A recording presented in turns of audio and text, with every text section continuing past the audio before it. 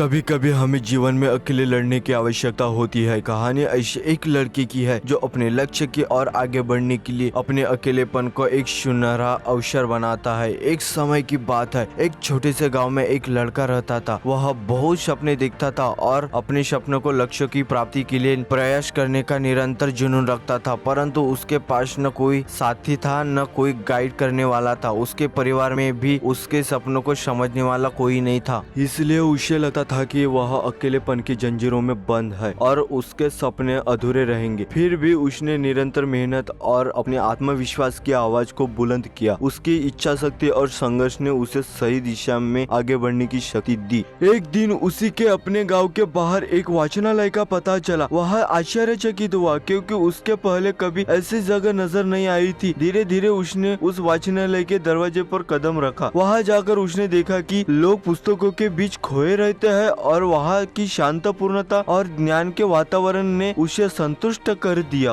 अपनी उत्कृष्टता को पहचानते हुए उसने लिया निर्णय किया वह वाचनालय में समय बिताएगा। धीरे धीरे वह वाचनालय की विभिन्न किताबों को पढ़ने लगा और नई दुनिया की खोज में निकल पड़ा। कई दिनों बाद टाइम बिताने के साथ साथ उसका ज्ञान बढ़ता गया और वह अच्छे लेखकों और दर्शकों के साथ रिश्ता बनाने लगा। इसी के साथ उसने लिखने का भी मन बना लिया। उसने कई लेख लिखे जिसमें उसका एक लेख प्रकाशित हुआ और उसे अवसर मिला अपने लेखकीय कौशल को दुनिया के सामने प्रकाशित करने का एक मौका मिला। वह लड़का जिसने कभी अकेलापन का एक रुकावट समझा था, वह अब प्रेरणादायक उदाहरण बन गया। लोग उसे मान्यता देने लगे और वह लड़का एक लक्ष्य की ओर अग्रसर होने का सफल हुआ। हमें अकेला ही लड़ने की ताकत होना तो हम अकेले ही लड़ सकते हैं। हमारी इस स्टोरी अगर पसंद आई तो लाइक एंड सब्सक्राइब कीजिए हमारे चैनल। धन्यवाद।